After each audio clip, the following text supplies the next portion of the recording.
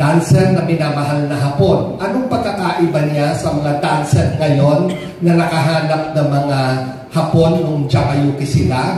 O mga dancer ngayon na nakahanap ng mga Afam, mga puti, mga Amerikano, mga Europeyano, na gusto silang dalhin sa bansa ng lalaki. Wala silang parehong hangarin, pareho rin silang niloloko. Ano ngayon ang nararamdaman ng mga babaeng ganito? Na biktima sila. Ano ngayon ang pagkakaiba? Ang pagkakaiba, iba ang sitwasyon noon. Noong sitwasyon noon, paparating ang gera. Yung sitwasyon ngayon, iba rin. Pero ang hangarin at ang pamamaraan kung paano sila nagnanais na sumaya at nagnanais na magmahal, pareho. Yon ang mahalaga sa kwentong ito. Or sa kwento kunyari ni Celestina, nabanggit na ni Celestina, may anak siya, ikukwento ko lang ng maikli kung bakit sinabi ni Yen na challenging. Ang asawa niya dito si Sid Lucero. Meron siyang kinailangang hingin kay Sid Lucero.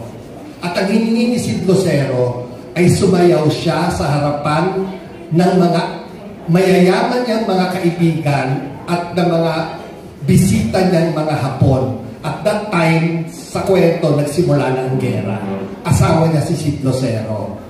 Pag nagsasayaw sila sa vaudeville, nagsasayaw sila ng burlesque, pero hindi sila naguhubad. Dito, sa party yon, sa pagtitipon na yon, hindi lang siya pinaghubad. Pinaglaruan siya sa harapan ng mga Hapon na sundalo at ng mga mayayamang Pilipinong nagko-collaborate sa mga Hapon. At hindi niya ginagawa yon para kumita. Ginagawa niya yon dahil may gusto siyang iligtas na buhay. So iba yung pagsasayaw dahil gusto mong mang-akit. Iba yung pagsasayaw na inilalaglag mo na ang buong katawan mo, pati kaluluwa mo, dahil meron kang isinasaalang-alang na buhay na gustong sabihin. Mahirap gawin yon. So yung tanong kanina nung kaibigan natin, ano ang bago para sa kanilang dalawa bilang artista? Lagi namang may bago dahil ang bawat role lagi namang iba. Pero ako bilang direktor, ang hope ko sa mga artistang nakakatrabaho ko, kahit papaano, ang range nila bilang artista lumawak. At papaano lalawak ang range? Lalawak ang range pag ang karanasan nila, hindi lang sa personal nilang buhay, kundi yung karanasan nila bilang artista, patuloy nilang sinasapuso. Pag sinasapuso nila yon, magiging natural ang pag-arte nila at hindi nila nalalaman ang range nila palawak ng palawak. Kahit ang role pare-pareho o similar. What will make it different always is based on their personal experiences and work experiences, yung attack nila sa mga roles nila magbabago. Kasi laging may bagong inaambag.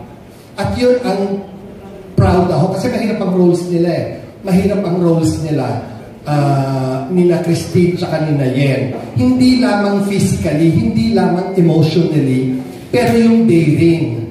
Is the film sexy? Yes, it is sexy. Is it very sexy? Yes, it is very sexy.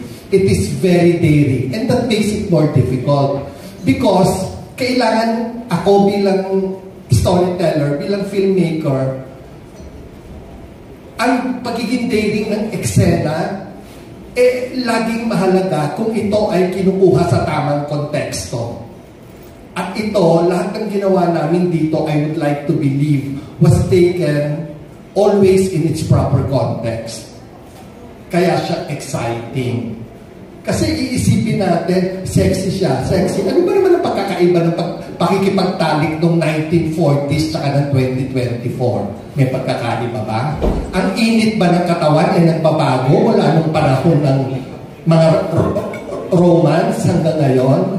Baka nga mas grabe pa noon kung magbasa tayo ng kasaysayan Pero laging, what will really make it different always is the context kung paano siya ginawa.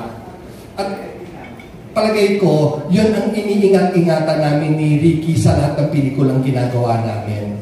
Lagi ko yan iniisip anumang genre, anumang platform, basta nasa tamang konteksto, at naniniwala kang mahalaga ang kwento, dapat siyang sabihin. At yun ang pinaniniwalaan namin sa Celestina. Thank you, Tessa. Thank you, Padre.